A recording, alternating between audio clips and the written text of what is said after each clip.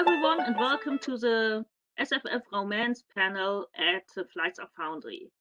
I'm Cora Bullard. I'm a teacher, translator, writer, and blogger from Bremen in North Germany. And since this week, I'm also a two-time Hugo finalist for Best Fan Writer. And now I'm going to let my lovely panel introduce themselves, starting with Grace. Hi, everybody. I am Grace Draven. I write fantasy romance and I'm about to dip my toe into science fiction romance as well. I am a USA Today bestseller of the series known as the Wraith King series, with the first book being the most well-known, called Radiance. And I have also been contracted, and I write with Penguin Random House for a trilogy called The Fallen Empires. Okay, and now on to Elle. Hi, I'm Elle Iyer, and I write science fiction lesbian romance for DSP Publications. I have 4 books out right now, Vicious Circle and the Stormfronts trilogy, and I just got contracted to write an urban fantasy trilogy called The Dead Things and another science fiction romance as well. So lots coming in the year. Okay, Cassie. Hi, I'm Cassie from New Zealand. I write a bit of everything, which is fun. Some science fiction romance, fantasy romance, some reverse harem, which is fun, and also other things that are not romance. So yeah, a whole bunch of different things under both JC Hart and Cassie. No, Nova Blake. Get my name straight. Okay, Jeffy. Hi, I'm Jeffy Kennedy. I only write as Jeffy Kennedy, unlike some people. I write primarily fantasy romance and romantic fantasy, which mainly depends on whoever's putting the label on it. And I've got a number of series out. I have done the traditionally published, the 12 Kingdoms and the Uncharted Realms fantasy romances, and also the Forgotten Empires. Grace and I beta read for each other, and we still end up with echoes every once in a while. So mine's Forgotten Empires from St. Martin's Press, and then I also have some self-published fantasy romance series, The Sorceress Moons, and this year, Heirs of Magic and Bonds of Magic. Okay, thank you. Well, first of all, a bit of logistics. I'm going to throw the panel open to questions at about the half-hour mark, or if there are no questions, we'll simply continue talking. That worked quite well during the last panel. Okay, so let's get started. Well, some of the best-selling and most popular SFF writers, actually writers of SFF romance. I mean, I'm thinking of people like Christine Fien, Nalini Singh, Charlene Harris,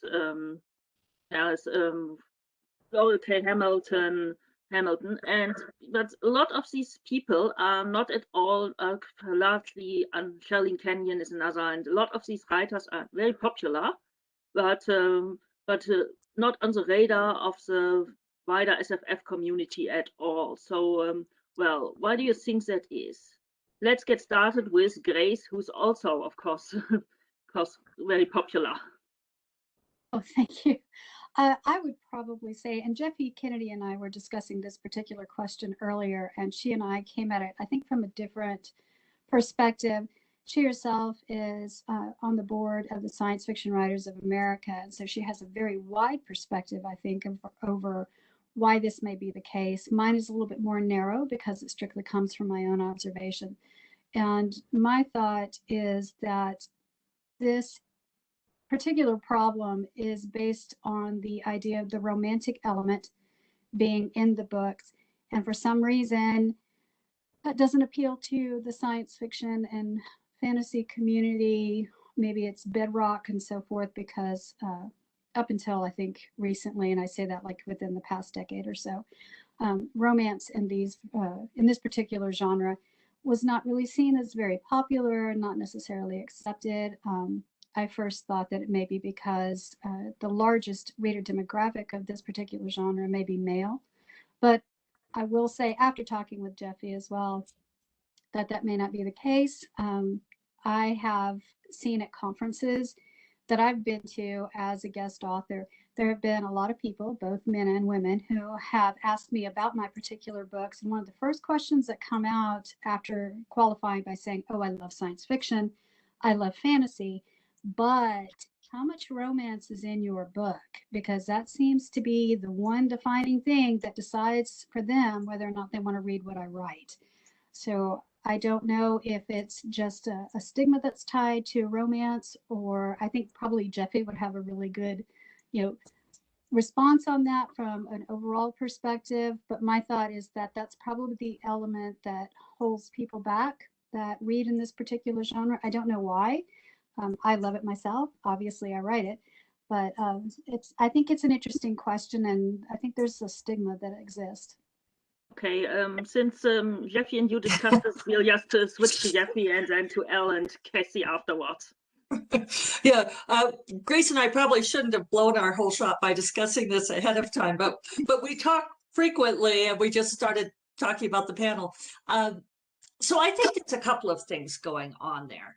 I think one thing is that science fiction and fantasy, like romance, has struggled to be viewed as a legitimate genre. And especially with the people in the more literary circles, and even people like who more, like thrillers and mystery tend to be more highly regarded than science fiction and fantasy.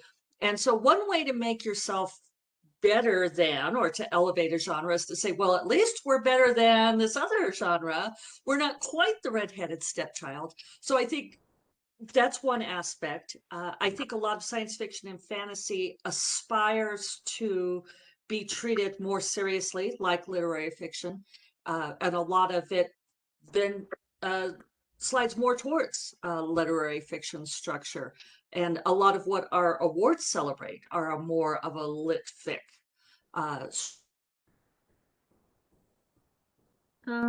Okay, we seem to have lost Jeffy for a moment. Okay, so let's just go on to, yes, we lost Jeffy. Okay, let's go on to Elle. I was going to go down some similar paths. Even within science fiction, it seems like there are areas of the genre that are considered to be more serious than other areas of the genre. You get your hard science fiction, and the focus on how the ships work and the math and the physics, and putting romance in there for some people seems to be maybe diluting that kind of subgenre of the genre. I don't personally think that it does any damage, but there are those who would say it does.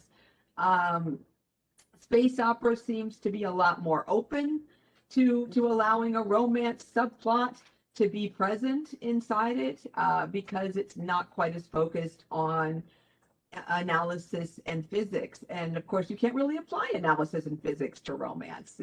It's emotional. It hits that heartstring. So I think that might be a big part of it as well. And I see we got Jeffy back. Yay. Okay, Jeffy, were you finished, or do you? Otherwise, we'll continue with Cassie. Where did I drop out? Okay, otherwise we'll continue with Cassie.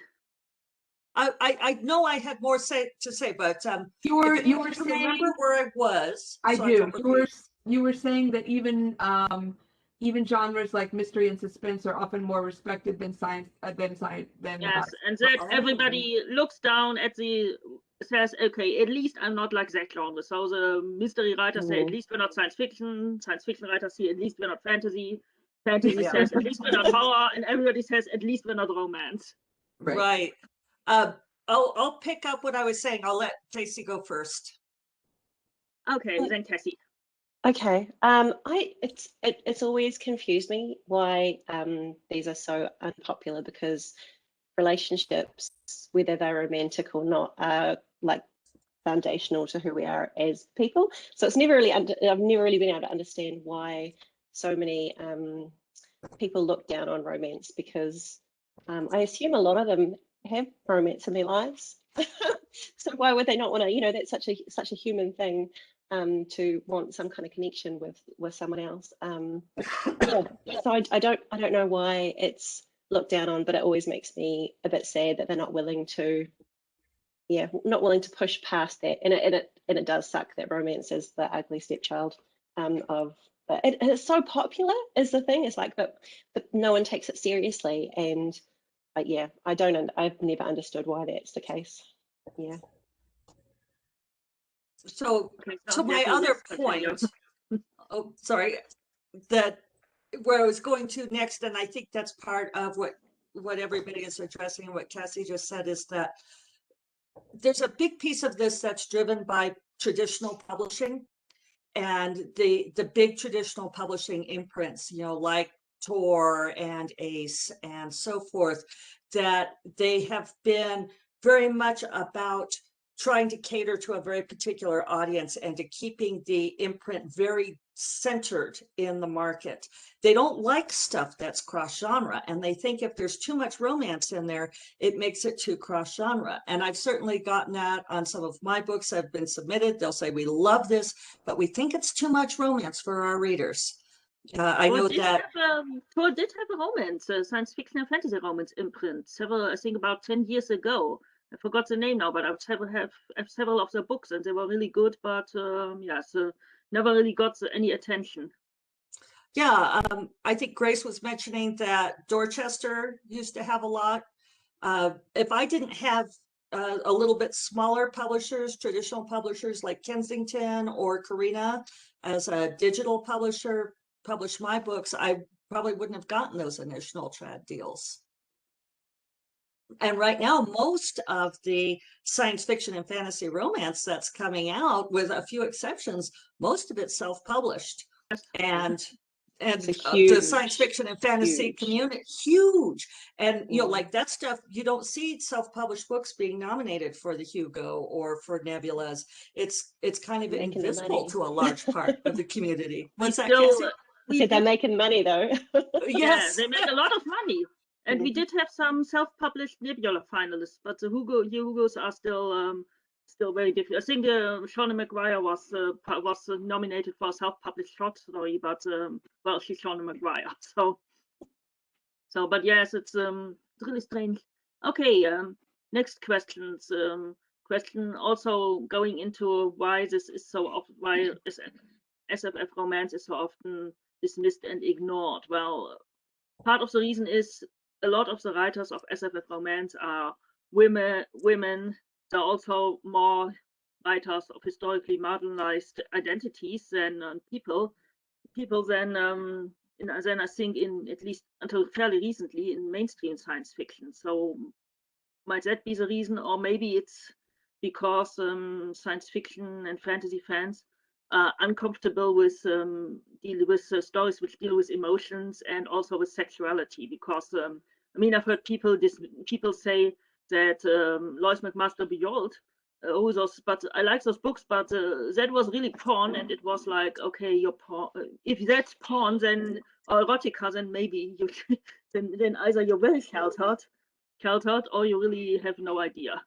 And even Lee Brackett, she was slammed for a very euphemistic flashback sex scene, which is about one paragraph long. Okay, that was in the 1940s, but still.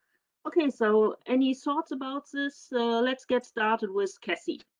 I think times have definitely changed with how much sex and skin people are comfortable with reading, and that's and watching on TV. I mean, Game of Thrones, the TV show, would never have happened 20 years ago. Like, you just wouldn't see that. Yeah, so At I think not in the US. Yes, I'm in Germany, so it's a bit different here. And yeah, well, in New Zealand, we don't have a lot of, like, we get a lot of our TV from other places, so it's very dictated by the bigger countries. So yeah, we certainly wouldn't have seen anything like that down here. But I think as times have changed, more and more of it's okay, you know, in advertising or yeah, in any kind of media, sex sells, and so it is becoming more acceptable to write those things, which is why it is funny that people are just like, no one wants to read that. I think I think they think that sex is fun, and well, because it is, and you know, it's an enjoyable thing between two people, and maybe they don't want to read, that. But I certainly think with the rise of self-publishers, the fact that there's so many people who are reading these books, and I know a ton of authors making heaps of money and selling, thousands and millions of copies of books, really shows that actually there is a huge audience for books that deal with emotion and romance and sex and across the whole spectrum, closed door through to full-on erotica. Yeah. Before we go on to the next person, one thing I noticed, I've been reading some old copies of Weird Tales, which are scans on the Internet Archive. Oh, yeah. And if you've seen the covers of Weird Tales, their cover artist, Margaret Brundage, was a woman, very likely not a woman who was lesbian. It's not quite, but it's there are hints at least that she was or bisexual. And she painted a lot of she liked painting naked women, or almost naked women, as naked as she could get away with. And of course, there were a lot of debates in the letter columns about these covers, and the people who complained about the covers, like, oh, this is embarrassing, and those covers are terrible, were men. There were always the men, and the women actually liked the covers, and also liked the romantic elements in the story. I mean, we're talking about things like Conan here, so it's a long time ago.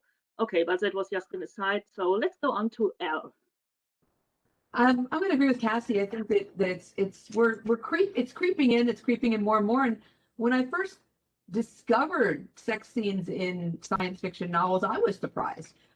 It didn't displease me. I was happy to see it, but it did startle me. I'm like, wow, I wouldn't have expected something quite this explicit in this book, and that might have been 20 years ago.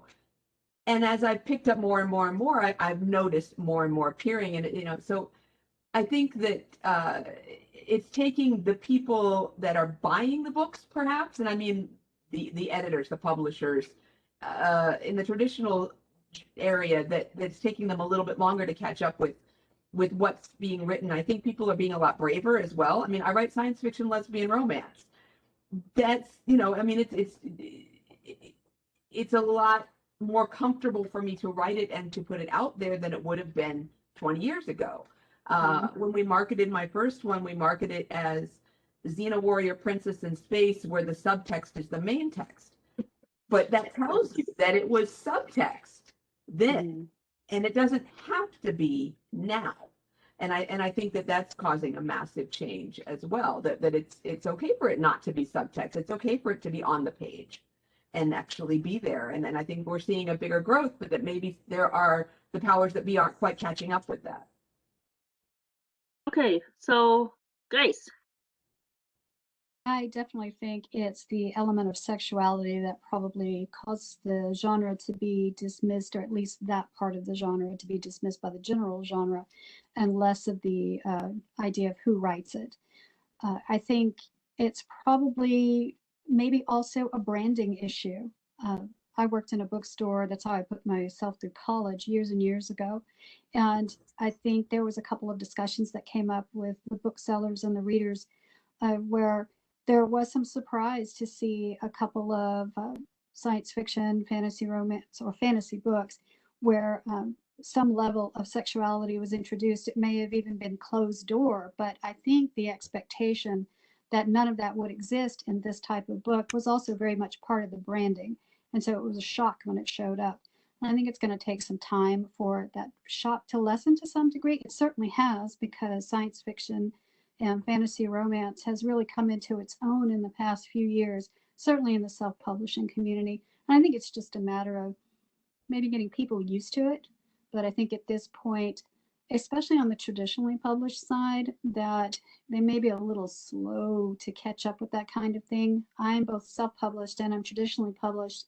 And because I'm traditionally published under the Ace Berkeley imprint with this one particular trilogy, I don't always say I write fantasy romance with that trilogy. I write romantic fantasy, which means the sexuality level in there, it's different. Not necessarily less, but it is a little bit different. And I do base that upon the idea that I have a slightly different demographic reading that because of the imprint itself. Okay, Jeffy?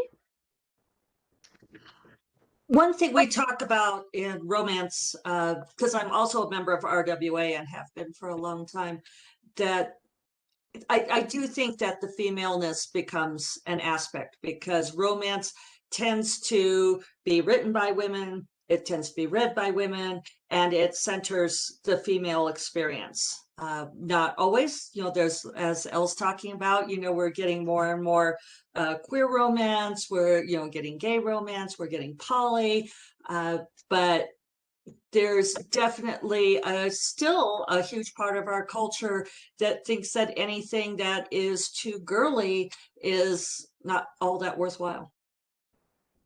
I was just thinking about that as well, and how also how other media's making this slow transition from the male gaze to the female gaze, and how maybe a little bit controversial, but women have often been seen as lesser or less important, and romance, especially romance written by women, centralizes those feelings and those desires that women have, and maybe that's a little bit uncomfortable for some people. Okay, thank you.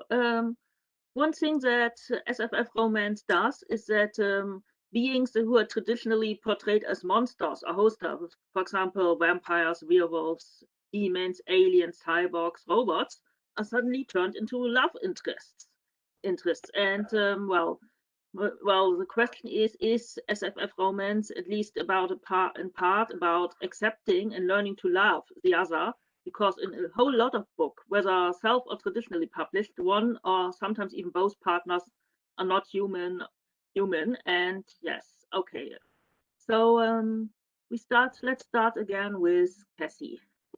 Okay. Yeah, I think that, it's certainly a huge part, and I do think it is about it's another way to approach overcoming differences. Often in these stories, you'll find people or monsters on different sides finding ways to work together or to coming together for a common cause, like vampire slayers falling in love with vampires and that kind of thing. Which also, if they're humans, you have things like, for example, I have a series about two humans who fallen soldiers on opposing side of a war. So yeah, well, it's the same. It's the same that same kind of story, but done with science fiction and fantasy, which is more fun than anything else. So why would you not? Why would you not do that? I think it is. I know for me, I like to write other things. I've often felt other in my life, and I do think that some writers are definitely exploring those ideas within their writing. I think it's quite a natural thing to do. Yeah. Okay, Elle.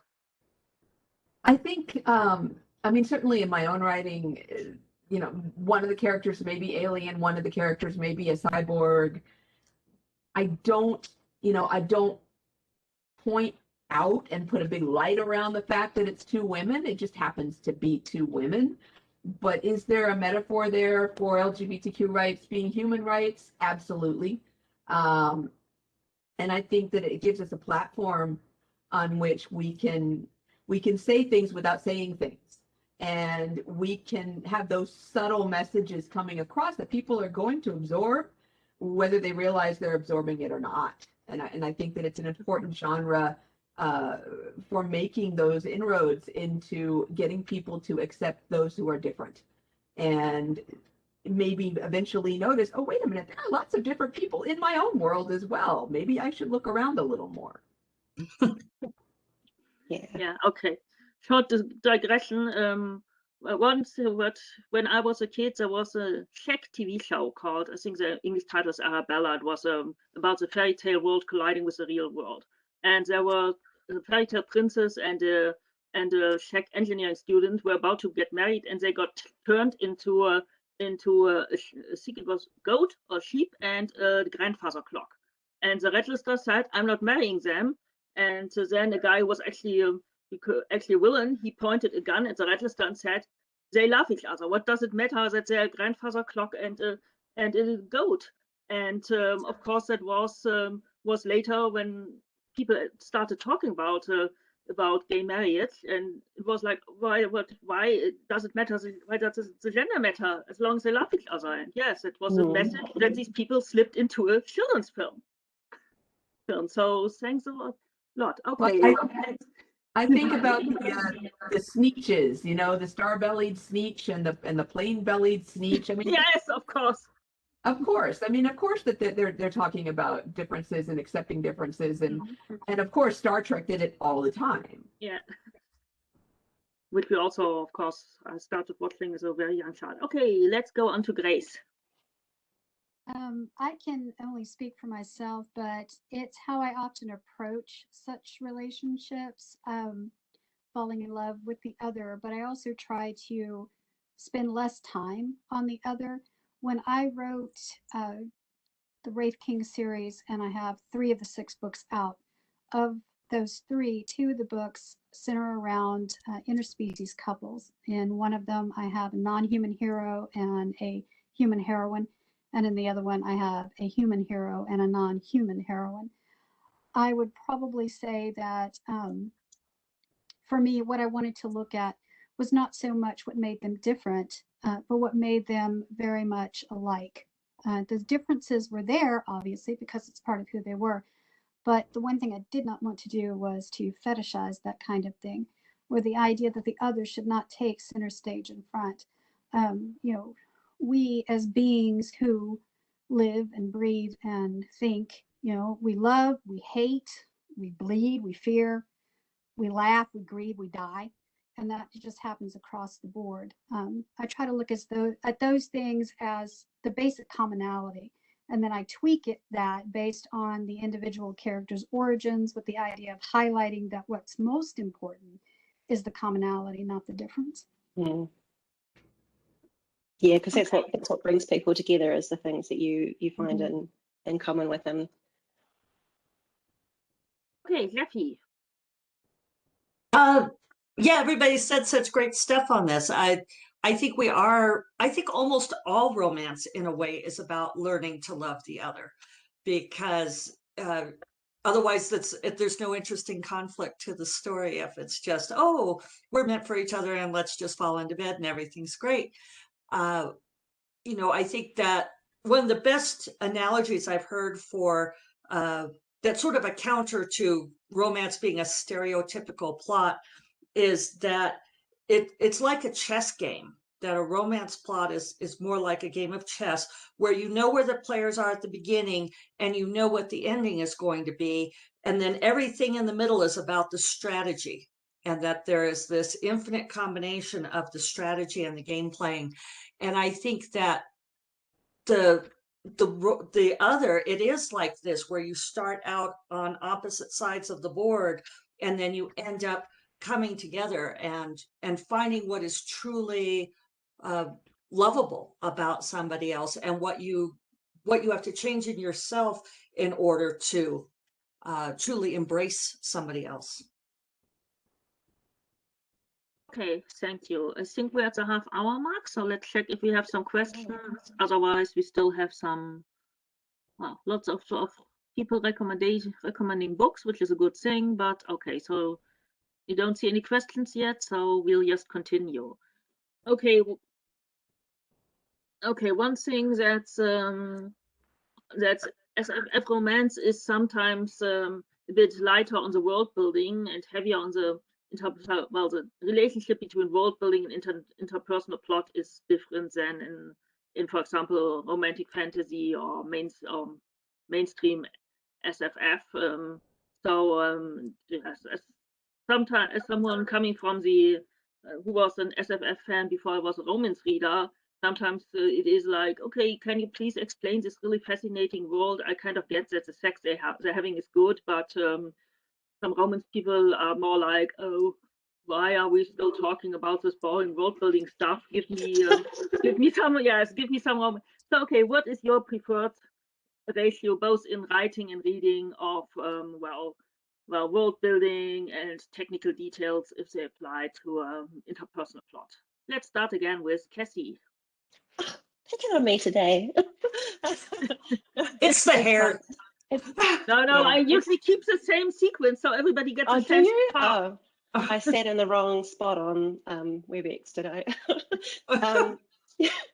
No, okay. So my preferred, I don't really enjoy sex scenes that go on forever. Like I know some people really like all the sex, but that's not where I'm at when I'm reading, and I don't like to write them that long too. I really like to explore those things, but I don't like them to take forever because I want more story. And I think there's lots of ways to have romance in the story that isn't just sex stuff. So I think for me particularly when I'm writing, there's often less conflict between my love interests than there is in the world, because for me I struggle with unhealthy relationships. I just don't really enjoy them. It's like, oh my God, will you two just talk to each other and everything will be fine. Then you could get on with saving the world. So yeah, I also prefer the couple to just work together to save the world rather than to engage in pointless fights and, oh my God, I saw you with someone else, but he is my brother's sister. It's okay for there's always misunderstandings in real life and in fiction, and that's all good. But I think when I was first starting to read romance, a lot of it felt like it was just problems introduced for no really good reason. They weren't coming from, and sometimes the characters would just change in order to do something dickish and to create some conflict. And it's like, well, that doesn't actually seem like something the character would do, or this character suddenly become ridiculously paranoid for no reason that I can tell. So I like for the characters and the relationships to come out of, to be nicely formed, to come out of who they are and to be fitting to their characters. And I'm more interested in them getting on with saving the world or completing the quest or landing the spaceship when the engines failed, or working on the other problems involved. Okay, Elle. So when I work, I always have 3 story arcs going on in each book, and one of them is the outside struggle, the action situation that the characters are going to have to deal with. I don't do a lot of world building. That if I was going to say I'm light on one thing, that's probably what I'm lightest on. I spend a ton of time on the second arc, which is the whatever the characters are struggling with internally. And usually it's a trust issue or it's a self-perception issue. And each of the pairing will have one that's really interfering with their ability to love each other. And then there's the romance. And so, I'm going to say that I do like long sex scenes and I love to write them. But I don't do a lot of them. So there might be a couple in each book, but they are extensive. It is hard fighting the perception that if you write FF, you must be writing erotica. I do get that a lot. People who are like, oh, so you write erotica. And it's like, no, I really don't. It's primarily science fiction first and then romance, but I do enjoy a good sex scene. So. Well, I think we all enjoy them if they're good, and a lot of them are good. Okay, Grace. Typically, I try to aim for a 50-50 of world building and romance. That's actually not very easy to do, and trying to keep the word count controllable. And the last thing I want to do is end up with 250,000 word story because I can't get my head wrapped around doing equal world building and equal romance. But I certainly aim for trying to get an equal amount of both, because I feel that good world building can contribute to the strength of the romance, and the romance can also do the same thing for the world building. So I try to intertwine the two as much as possible. It doesn't always work out that way. It's just really dependent upon the book. In some cases, I can hit the 50-50 mark. In some cases, it may be 60% more world building and 40% more romance. And I can say for that particular ratio, you would see that probably reflected more in the traditionally published work that I have out right now, like with Phoenix Unbound and Dragon Unleashed. while on the other hand, it's more romance heavy with something like my book Radiance, which is the first in the Wraith Kings series. But the second book, Eidolon, is actually more romantic fantasy. It does lean heavier on the fantasy side because I'm really concentrated heavy on the world building there. There's a lot of mythology I had to create and so forth. So as a writer, I go for trying to do an even, focus on both. As a reader, I'm actually okay with whatever percentage might be out there for those particular genres. Basically, I try to tell any author who asks that particular question, well, what do you prefer as a reader? I usually just say, go with your gut, just write a good story, make me care and keep me entertained, and you've got a good book. Okay, Jeffy, and then we have some questions to discuss. Yeah. Okay. Sorry, I got a little interference there.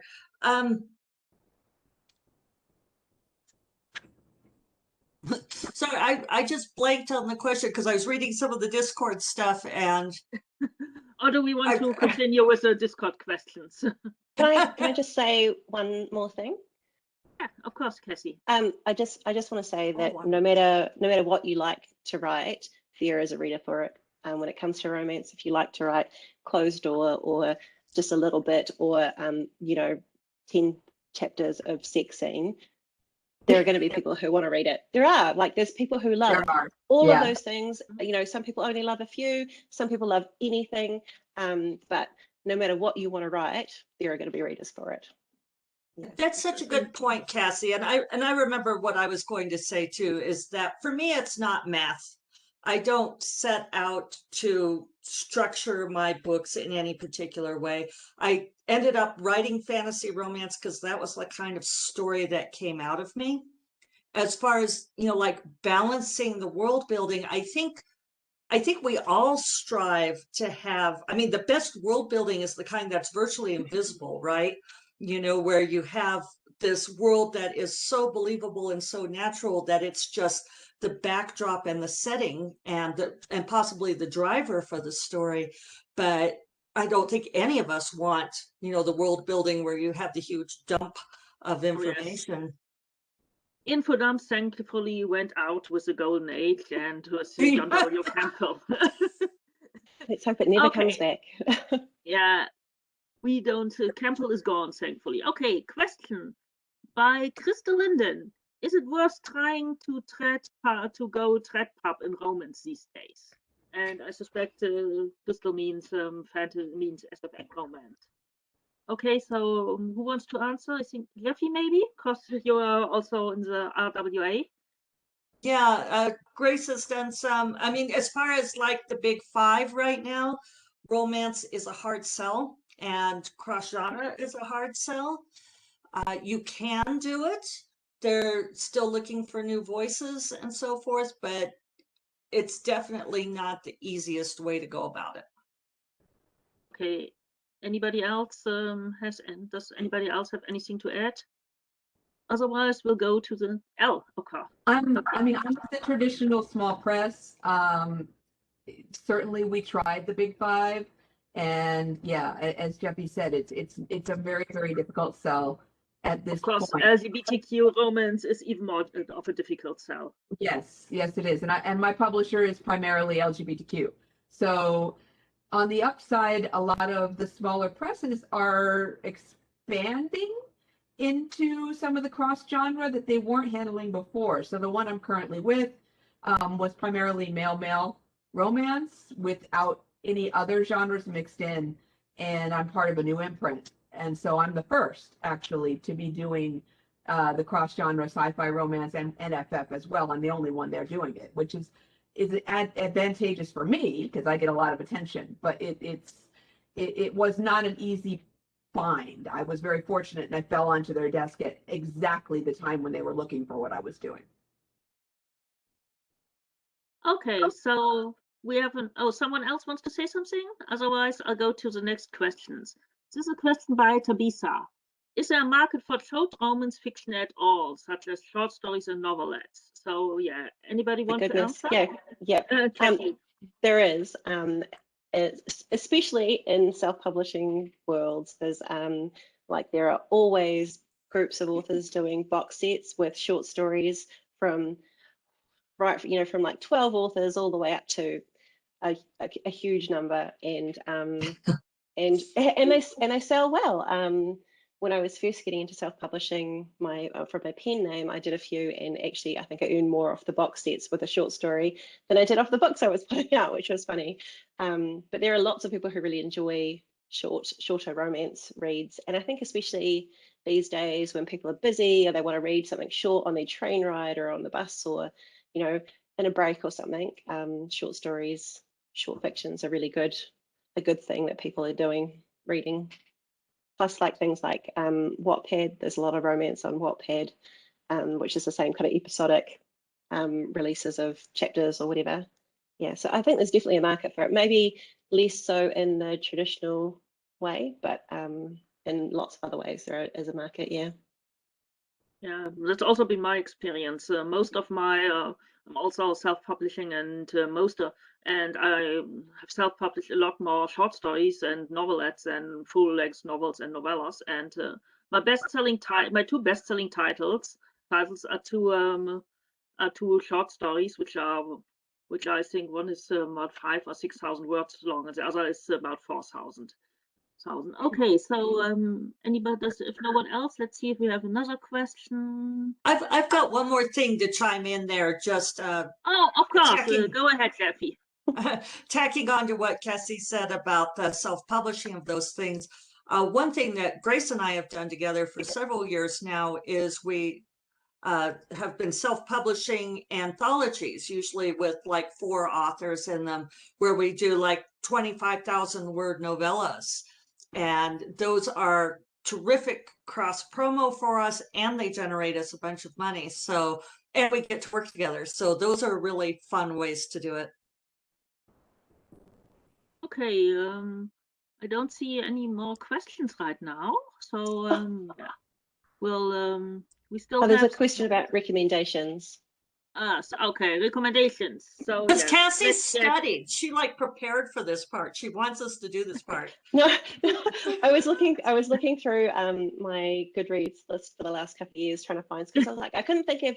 I read like 100 books already this year, and I couldn't think of the names of things off the top of my head. And there's still one book. That's always a problem. I know there was one series, I still can't remember the name of it, but I'm pretty sure there's like a broken space helmet on the front of it, and it's young adult, and there's the main character is male, and he's totally crushing on a boy and a girl, and there's a trans character, and it's freaking cool, and I loved it. That was science fiction, but I can't remember the name of that one. But yes, there's yeah. Okay, it's maybe terrible. someone is in the chat to remember what's the name.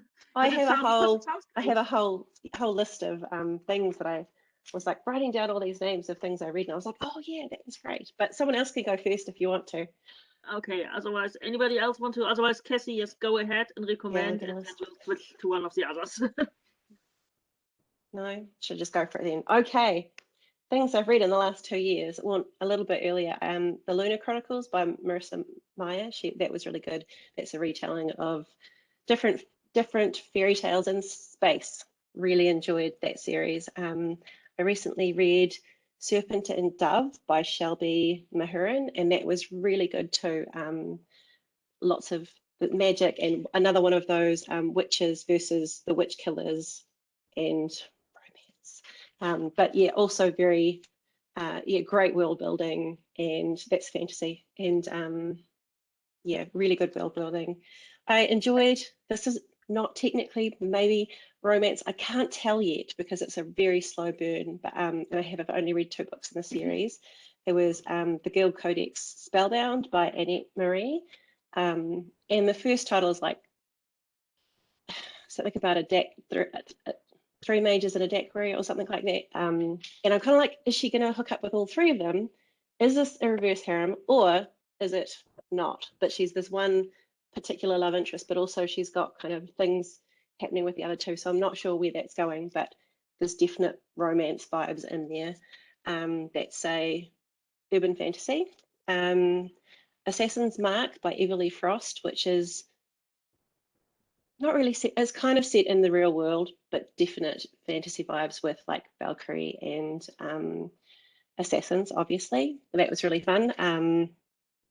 The Night Huntress series by Jenny and Frost is really fun. That's what else have I got? Cemetery Boys by Aidan Thomas was really, really great. That's young Really adult. and it's a newly minted Lodestar finalist, actually. Yeah, it was so good. I really, really enjoyed that. Yeah, really, really worth checking out. The Illuminae Files by Amy Kaufman. That was another young adult sci-fi. I listened to the audiobook and it's a full cast one and it's so good. Yeah, fantastic. The Hidden Legacy series by Alona Andrews. Really enjoyed that one. House of Salt and Sorrow, which is I don't have the book in my room. Oh, but I have it on my phone. Hang on. I'm listening to it again because I really enjoyed it. I listened to it on audiobook. I bought the print edition and now I'm listening to it again. That one's by Erin A. Craig and it's a fantasy, creepy retelling of the 12 Dancing Princesses fairy tale. I quite like fairy tales if you can't tell. Retellings. So that was really good. And I like the romance in that one as well, but it's more heavy on the story rather than the romance. Amanda Stevens' Graveyard Queen series, which I really enjoyed. That's, she restores graves and cemeteries, and there's ghosts and love interest with his own baggage, which is great. Oh, and the last one on my list here is Soul Kill Girl by Claire LeGrand, who that's a lesbian romance on an island and people are dying and it's fantastic and dark and creepy and beautiful. You could definitely Okay, have thanks, horror Cassie. and romance. Yes, thanks, Cassie. Anybody else has got any recommendations? Okay, Elle. I've only got 3. One of my favorites this year was a FF romance, haunted house, creepy, chilling. It's called By the Dark of Her Eyes, and it's by Cameron McKelvey, and it was incredibly well done. Some few older works.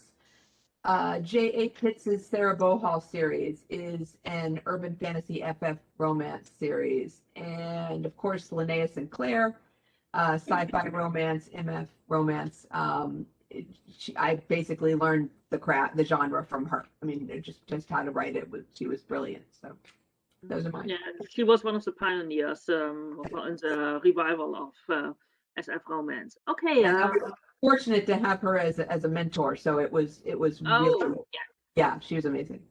Yeah, I can imagine. Okay, so Grace? I have a couple, and I will say with full disclosure on this first one, Mel Sterling is a brilliant author, but she's also my editor for my self-published stuff. However, I am recommending her because she is an excellent storyteller, and she has a contemporary fantasy romance series out called Portland After Dark. And the first book is called True Heart, and the second book is called Ironbound. And they basically twist around the idea of the Fae community in Portland, Oregon. And you never look at them the same way again. They are just flat out vicious and evil, but she does a fantastic job with it. The 2 romance couples in those books are fantastic. She's just a brilliant, brilliant writer. And the third book that she has out in the series called River After Dark, that one is called Tree of Dreams, and that one is excellent. And speaking of these monster style heroes, this individual is sort of like a snake guy, or Naga is probably the best comparison I could use for that. Excellent, excellent book. And then probably anything by Intisar Kanani. Her work is fantastic, lyrical voice. Third would be Laura Kirwan, who wrote a book called Impervious, and the heroine of that one, she is a 50-year-old attorney with the resistance to magic, and that is a fantastic book. I mean, the heroine is just wonderful. And probably last of this group, and I could go on forever, obviously I love Jeffy Kennedy's work because I read everything she writes and I collaborate with her. But also Arlie Smith, and that's R period, and then Lee Smith, her book, Land of the Beautiful Dead. Okay, Jeffy. We're about out of time, I think, so I'll go fast. I recommend El Penelope's Earthsinger Chronicles. Jennifer Estep has the Crown of Shards books, and now will be coming out with the Gargoyle Queen series. Those are amazing. Yeah, they're so good. And Amanda Boucher with her series, The Kingmaker Chronicles. Those are awesome. I always recommend Grace Draven with the same caveat. Grace and I became friends because we read each other's books. So that's, and we got cross-recommended. So that's, I'll stop there with those. Okay, then we are at the 51 minute actually mark. So yes, let's, so yeah, it's time to go to say goodbye. First of all, thanks a lot to my wonderful panelists. And I hope that the audience, that you and the audience all enjoyed the panel and have gotten some great new book recommendations.